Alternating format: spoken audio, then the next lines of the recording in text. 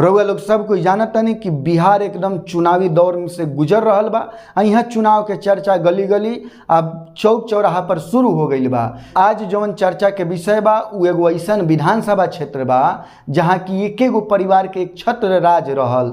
हालांकि राजनीति में कहल जाला कि परिवारवाद हानिकारक है, लेकिन उ विधानसभा क्षेत्र में एक एगो परिवार के राज आज तक सबसे ज़्यादा चलल बा। बिना देर करत हम रउआ लोग के बता देतानी कि उ विधानसभा जे बा सारण जिला के परसा विधानसभा है। अब परसा विधानसभा के जे वर्तमान विधायक बारे उ छोटे लाल राय बारन।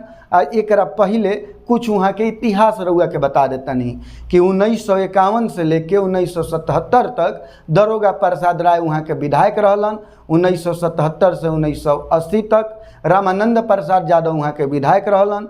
1980 से 1981 तक दरोगा प्रसाद राय पुनः विधायक बनलन। 1981 में उनकर निधन हो गए। फिर 1981 से 1985 तक दरोगा प्रसाद राय के पत्नी पार्वती देवी वहाँ से विधायक रहली। ओकरा बाद 1985 से 2005 तक लगातार दरोगा प्रसाद राय के लड़का चंद्रिका राय वहाँ से विधायक रहलन। 2005 में जदयू से चुनाव लड़के छोटे लाल राय वहाँ से विधायक बनलन। 2010 में भी छोटे लाल राय विधायक बनलन। 2015 में फिर चंद्रिका राय विधायक बन गईलन। अब 2020 में फिर छोटे लाल राय विधायक बन गईलन। अब रउआ लोग समझ सकीला कि चुनाव के का हाल बा वहाँ, चूँकि 2 गो प्रतिनिधि के आसपास में वहाँ के चुनाव चलेला। अब पार्टी के हम काहे कहनी है रउआ से, तो चंद्रिका प्रसाद राय राजद से ही ज़्यादातर विधायक रहलन। आ ओकरा बाद 2015 में भी राजद से ही विधायक बनलन। लेकिन यही बीच में यानी 2015 से 2020 के बीच में दरोगा प्रसाद राय के परिवार और लालू प्रसाद यादव के परिवार जौन कि बिहार में दोनों बड़का राजनीतिक परिवार बा, ओकरा बीच में एगो वैवाहिक संबंध बनल। मतलब चंद्रिका प्रसाद राय के बेटी ऐश्वर्या राय के विवाह लालू प्रसाद यादव के बड़का लड़का तेज प्रताप यादव के साथे भइल। तो वो तो चर्चा के विषय रह ही रहे, लेकिन वो से बड़का चर्चा के विषय दोनों के अलगाव हो गई। यानी दोनों आदमी अलग अलग हो गए, दोनों परिवार में विवाद बढ़ गई। आ विवाद के जौन असर बा वो राजनीतिक रूप से भी बहुत ज़्यादा पड़ल। यही से 2020 में राजद से चंद्रिका राय इस्तीफा दे दिलन और फिर जदयू के सीट से चुनाव लड़लन। जौना के बाद छोटे लाल राय जदयू से राजद में चल गईलन और राजद के टिकट पर छोटे लाल राय चुनाव जीत गईलन। अब हम रउआ लोग के काहे कहले रहनी है कि वहाँ के चुनावी मुद्दा स्थानीय ना होला, वहाँ के चुनावी मुद्दा परिवार ही होला। अब चूँकि परसा जे क्षेत्र बा उ गंडक नदी के किनारा तक बा, यानी दियारा क्षेत्र ज़्यादा बा, बाढ़ भी काफ़ी प्रभावित करेला। ओकरा बाद ग्रामीण क्षेत्र ज़्यादा भइला के कारण किसानी के भी समुचित सुविधा नहीं है। हालांकि वहाँ होखे के चाहिए।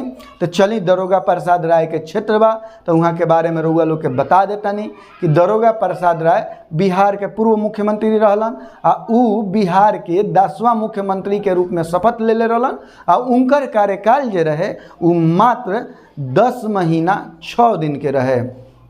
अब उनकर जौन प्रमुख कार्य में गिनती होला तो गांधी सेतु के निर्माण बा, जौन की बिहार के लाइफ लाइन कहल जाला, जौन की हाजीपुर के पटना से जोड़ेला। गंगा नदी पर बनल पुल बा। अब रउआ लोग के अभी के जौन चुनावी मुद्दा बा वो पर बतावे के चाहतनी कि उ जौन एरिया बा जातिगत रूप से जौन वहाँ के जातीय समीकरण बा तो वो ब्राह्मण राजपूत यादव आ मुस्लिम बहुल क्षेत्र मानल जाला। आज ओबीसी के निर्णायक संख्या बा।